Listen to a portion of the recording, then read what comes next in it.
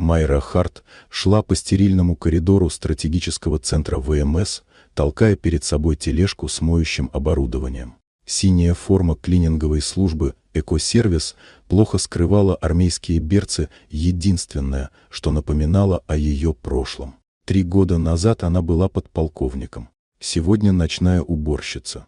Смену она начинала, как всегда, в детском отделении при госпитале базы. Дети обожали ее.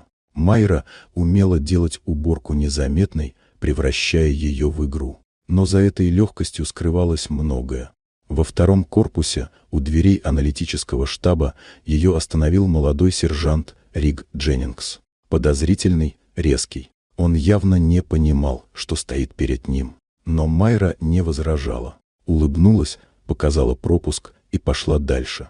В этот вечер на базе чувствовалось напряжение. В штабе суета, тревожные разговоры, мелькавшие фразы о критической ситуации и красном коде. У стратегического центра ее взгляд случайно зацепил экран с картой учений. Северный сектор прорван.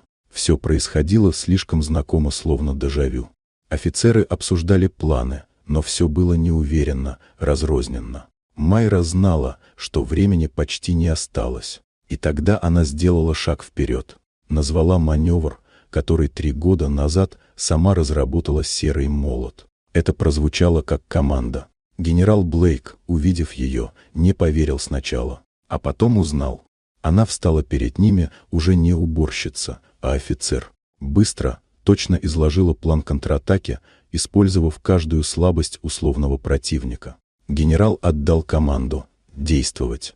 За 15 минут Майра координировала операцию, словно не покидала службу. Удары пришлись точно в уязвимые места. Учения были спасены. Все смотрели на нее с удивлением и уважением. После победы Блейк подошел к ней. Он знал, что она была отстранена несправедливо. Знал, что она не просто офицер, а мозг стратегии всей дивизии. И теперь предложил ей вернуться. «Пока неофициально», — сказал он. «Поможете готовить новых офицеров. Вы нужны нам». На следующее утро Майра впервые за годы надела новую форму. В классе, полном молодых военных, она написала на доске «Не судите по внешности».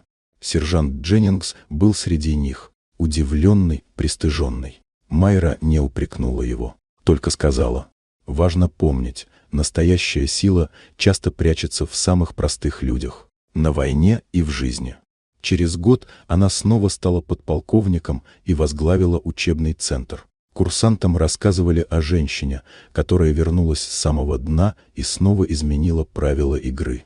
Вот такая удивительная история. Дорогие друзья, если вам понравилось видео, поставьте лайк, а также подписывайтесь на канал, впереди еще много интересного.